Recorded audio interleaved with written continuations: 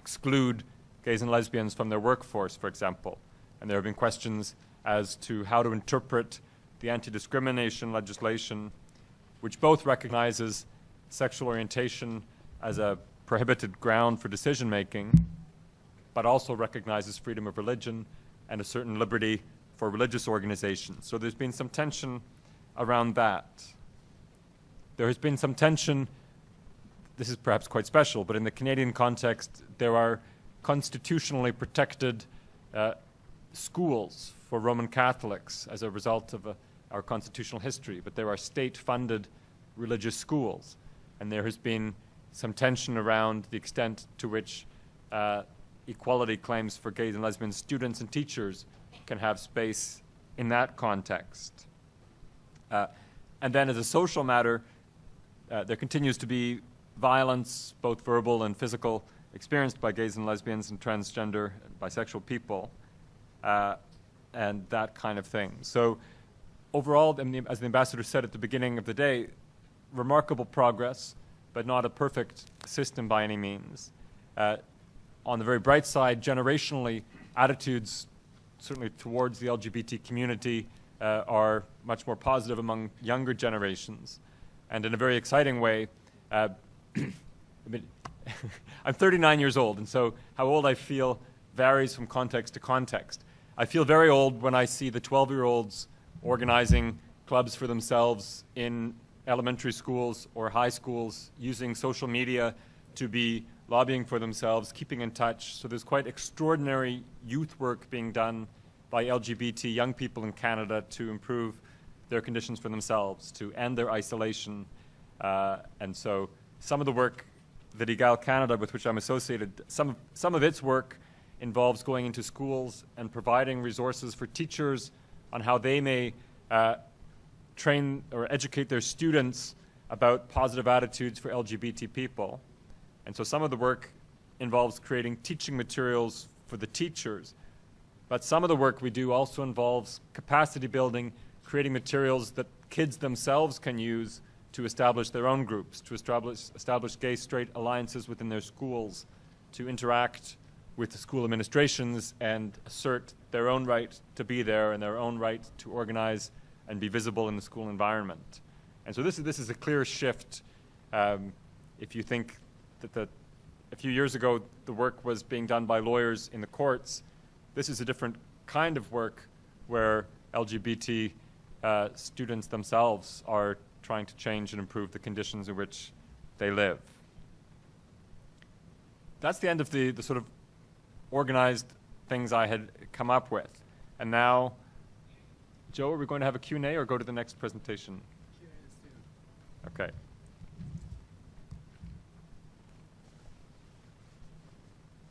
We still have another QA for the audience. Okay. If you have the questions, please feel free to ask entirely in English language. Or if you would like to write down on the paper, you can as well. Okay, yes.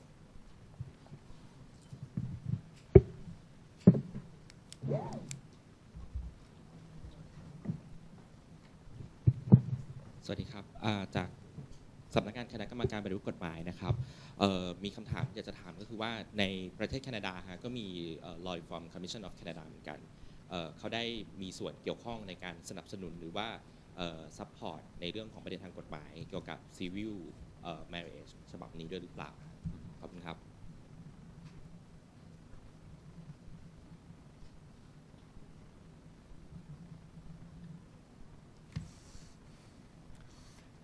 So the question, there are several institutions which I take it could be the subject of the question. So there's been a variety of institutional structures which have had a role to play. We have a number of what are called human rights commissions in the provinces and at the federal level, and they have helped people bring forward individual claims of discrimination. To my knowledge, they weren't directly involved in the drafting of the legislation. And we had, at the federal level, a body called the Law Commission of Canada, which produced a report inviting the government to rethink the way it regulated relationships. And it actually was perceived by some people as being in contradiction with the push for recognition of same-sex couples, because the Law Commission suggested that we needed to focus less on conjugal couples rather than more. And the Law Commission suggested that maybe social programs should not be basing themselves so much on people and their sexual partners. And so I don't think it was directly involved in the Civil Marriage Act either. It suggested that we might want to think instead over whether people could recognize the people important to them in their lives without asking whether they have a sexual relationship or whether they have an exclusive relationship or whether they share a roof. So I don't think those commission bodies had direct roles to play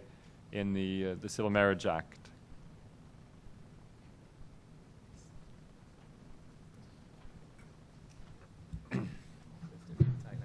Hello, I am Leela from Thammasat's Women, Gender and Sexuality Master Degree Program. My question is, in Canada, in adoption cases dealing with surrogacy, if conflict arises between parties, who is most likely to win the case, especially between male couple and surrogate mother? Thank you.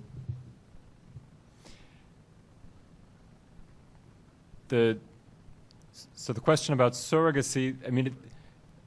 this is one of those issues, it's a very Canadian answer, that this is one of those issues where it literally varies by province. So each of the 10 provinces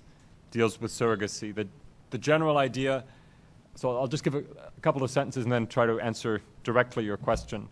Our approach to surrogacy is there cannot be a commercial surrogacy agreement. Many of the provinces will recognize a surrogacy agreement provided the parties consent to it. The province of Quebec, where I live, takes a very French approach in purporting to ban surrogacy agreements as in respect of the inviolability of the female body and its being unsusceptible of commercial interactions. But surrogacy, of course, happens. In a dispute, the birth mother would be able to keep her child. But in the arrangement where a birth mother a surrogate mother agrees to hand over the child, in many of the provinces there are means to establish the parentage of, say, the two men or exceptionally the two women. But it's not fully clear, and it's a delicate issue. I think that one day in the province of Quebec, for example, a gay couple will challenge the ban on surrogacy on the basis that it disproportionately impedes them becoming parents. But we haven't seen that yet, and one could anticipate that there would be arguments around the need to protect women that would come back and run against that kind of claim.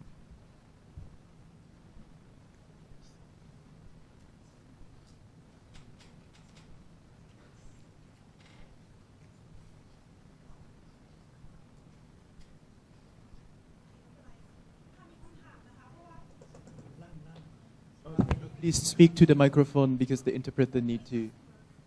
You can use this one. ไปตัวนู้นดีกว่า Yes, this one. โอเคค่ะคือจากที่ฟังอาจารย์พูดอะค่ะคือส่วนมากเราจะได้ฟังประสบการณ์ของเรื่อง same sex marriage ที่เป็นประเทศทางด้านประเทศตะวันตกมากกว่าไม่ทราบว่าอาจารย์มีความเห็นยังไงกับเรื่อง same sex marriage ในประเทศในภูมิภาคเอเชียมั้งคะว่ามีแนวโน้มที่จะเกิดขึ้นได้เป็นจริงได้มากแค่ไหนและต้องใช้เวลานานเท่าไหร่กว่าสตรัคเจอร์ทุกอย่างมันจะได้รับการยอมรับเหมือนประเทศตะวันตกค่ะขอบคุณค่ะ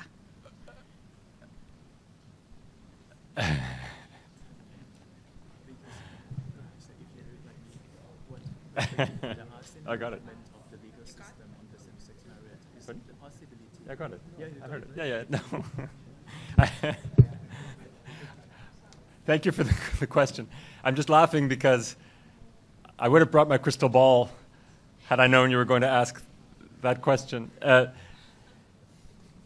mean, what can one say? In the preparatory conversations before my trip, I was given one account of the Thai experience, and over the meetings in the last couple of days, it has become a little more complicated. So I've heard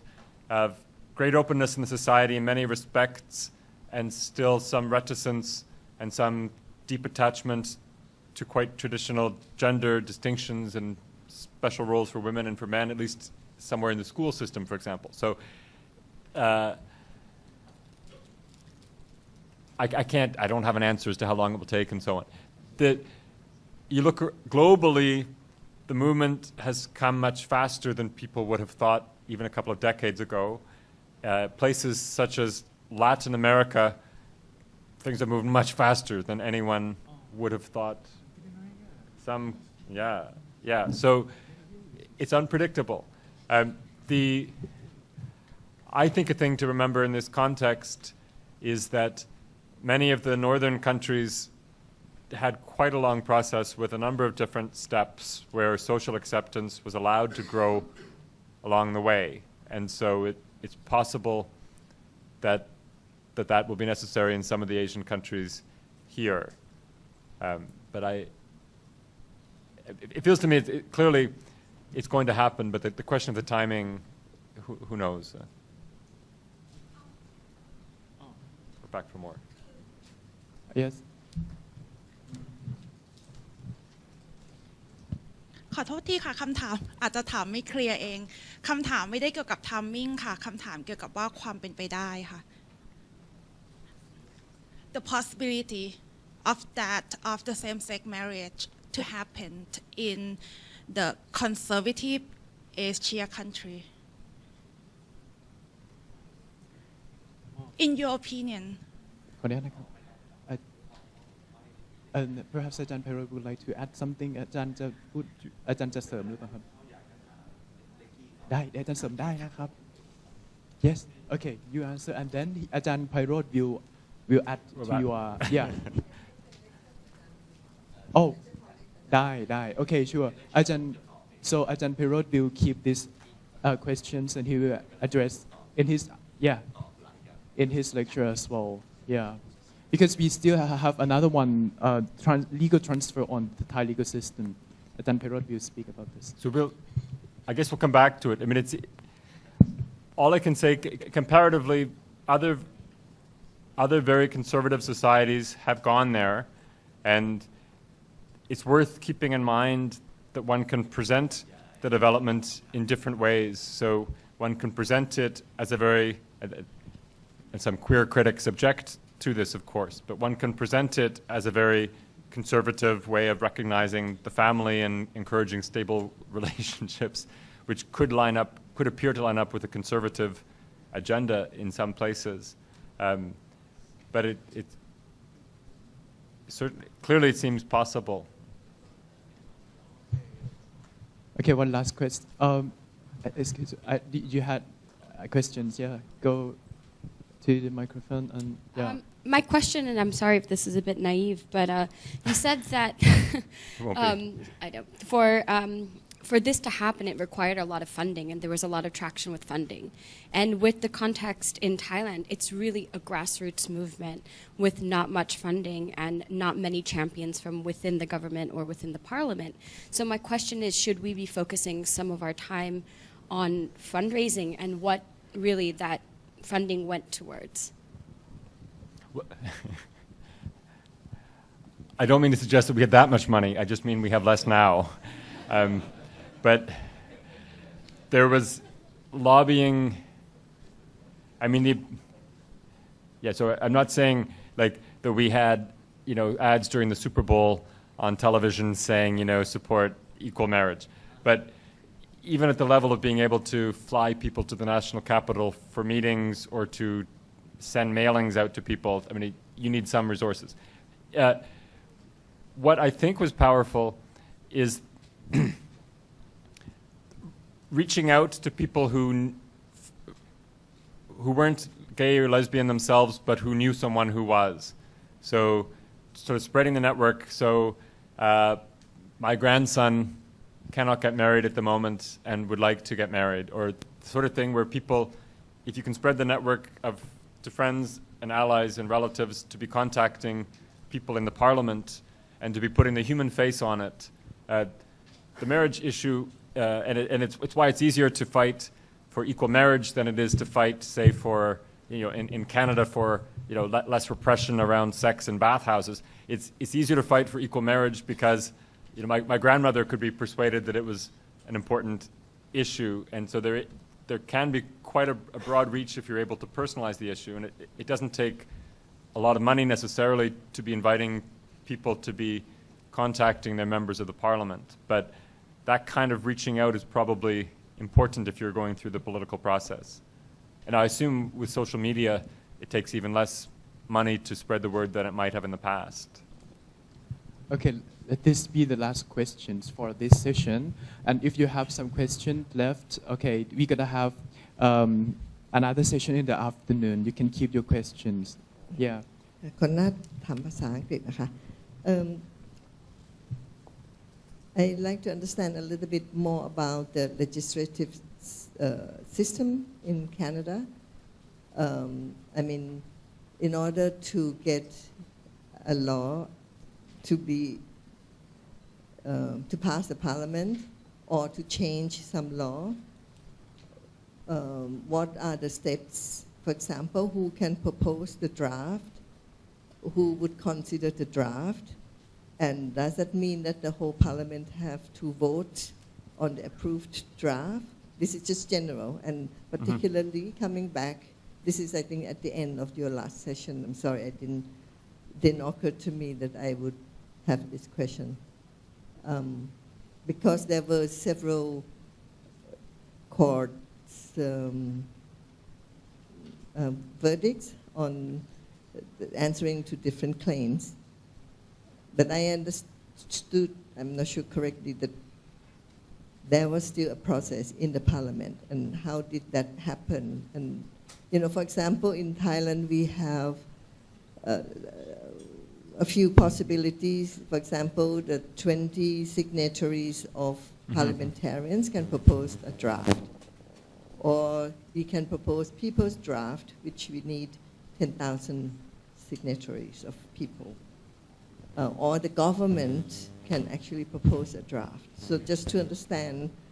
what are these different options at the legislative level. Thank you. So our legislative process is, in a sense, simpler. There's no possibility for 20,000 signatures or 10,000 signatures to bring something to the parliament. Most of the legislation is drafted by the government on behalf of the governing party, and then it's brought forward and it goes through 3 readings in the lower house and 3 readings in the upper house, and there's discussion at various stages. Individual members who are not part of the governing party can bring forward a bill, but it's very hard for them to get something passed in that fashion. So the Civil Marriage Act came as a government bill. I went through 3 readings in the lower house and 3 readings in the upper house. At the time it came, there were court judgments which people interpreted to mean that they really had to do this. There had been earlier consultative processes which got kind of cut off when Ontario's court made marriage available immediately. And some members of the parliamentary system were quite angry about that and felt that the parliament should have been allowed more time to study the issue and to consult and so on. I said there wasn't a major backlash, but if I were to look at the Canadian process, it does seem to me that if you were designing a perfect process, you might make a little more space to hear from the people who felt themselves threatened by the change. And that it's not the sort of normal sort of gay advocate thing to be thinking about, but it does seem to me that there wasn't as much space to acknowledge that this was a major change. And one of the reasons for that, kind of it's a lawyerly thing to say, but the way the court, the framework, the discursive framework, or the reasoning developed by the courts around our equality guarantee focuses very much on the claimant, the person who says my right has been limited. So I'm a gay person and I can't get married, and I say my equality right has been limited. And there's not much of a moment in our analysis where we ask whether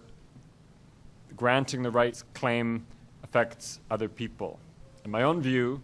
is that nobody else was affected in a way sufficient to deny the claim, but that there were people who sincerely somehow felt that their marriage was being changed by the fact that gays and lesbians could henceforth get married. As I say, I don't think their claim should have prevailed, but I acknowledge it, and I think we didn't find a way necessarily to hear those voices and to sort of say, look, I hear you. At the end of the day, your views are not going to stop us changing this law, but I hear you and you have had your moment to speak. And so I think the processes as they unfolded made less space for religious people to express those views than maybe an ideal, fully inclusive process in which everyone had the chance to be heard might have done. And so, I mean, it's a balance because some of those religious people were very clear that their aim was to deny other people's equality claim. But it does seem to me at least worth thinking where in the process are we going to make space to acknowledge the people for whom this is shifting their worldview or their sense of their society or their sense of what their marriage means. And it's at least worth having some kind of thought as to what you do with that sense of grief, if there is one.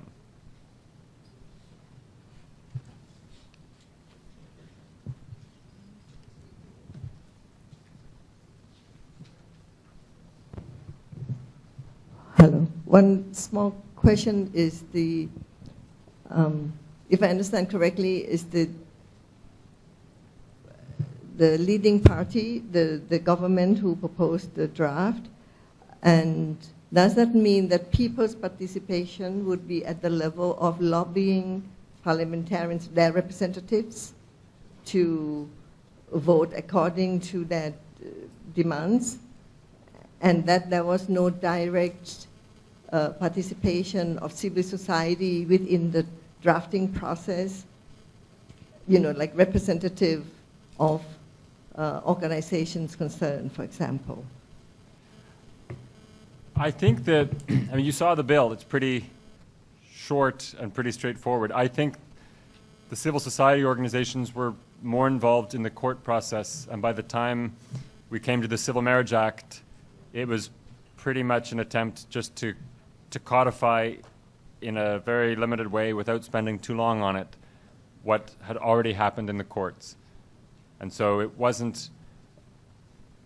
it wasn't a huge democratic input moment with all kinds of people involved in it. Okay, thank you very much. Okay, thank you very much, Professor Lekip, for the fascinating lectures. And thank you, audience, ladies and gentlemen, for productive questions.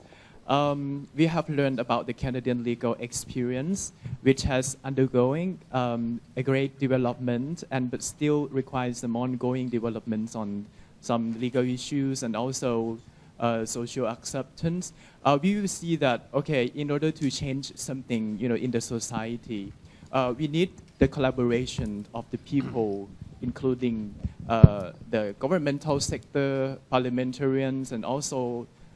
society, which are very important.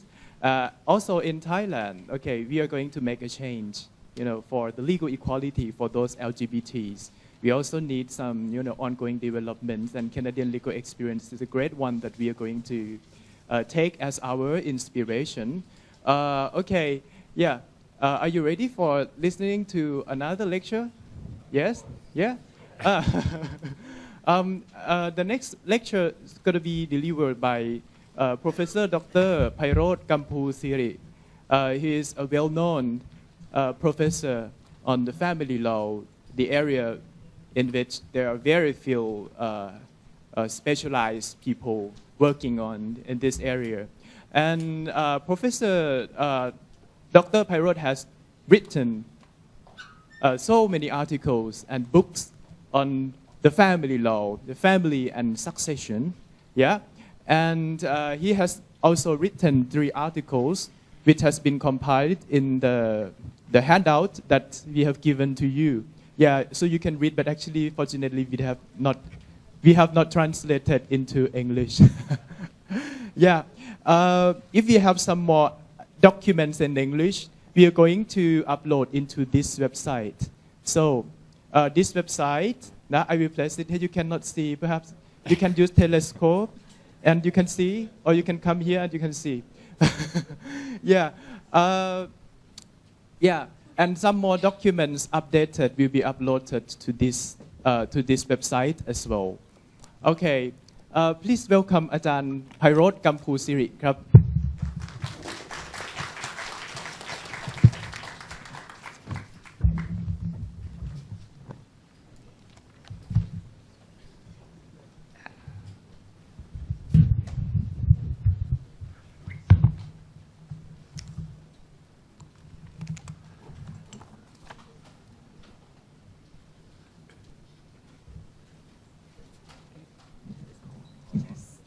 มันไม่ขึ้นขอปรับกัน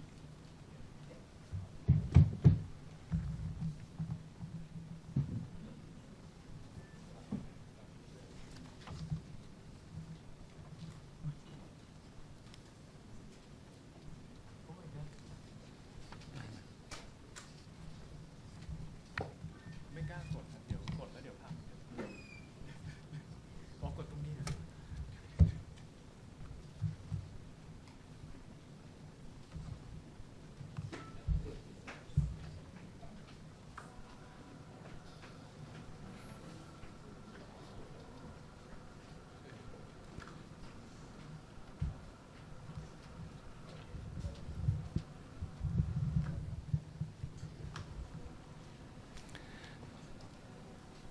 ับในขณะที่กำลังทำการปรับนี้ผมจะขอเริ่มไปเลยนะฮะเนื่องจากว่าเวลาเราเหลือน้อยมากก็วันนี้ท่านทูตทั้งทูตของแคนาดาและเข้าใจว่าทูตของสเปน นะฮะท่านคณบดีแล้วก็แขกผู้ใหญ่ทั้งหลายของสถานทูตรวมทั้งท่านผู้สนใจนะครับแล้วก็นักศึกษาของผมที่กำลังเรียนวิชานี้อยู่ในระดับป.โทนะครับผมก็ได้บังคับให้มาบอกว่าวันนี้ต้องมาฟังนะฮะวันนี้เป็นข้อสอบนะครับ ถ้าดูนะฮะไม่ขึ้นป่ะถ้าดูนะครับผม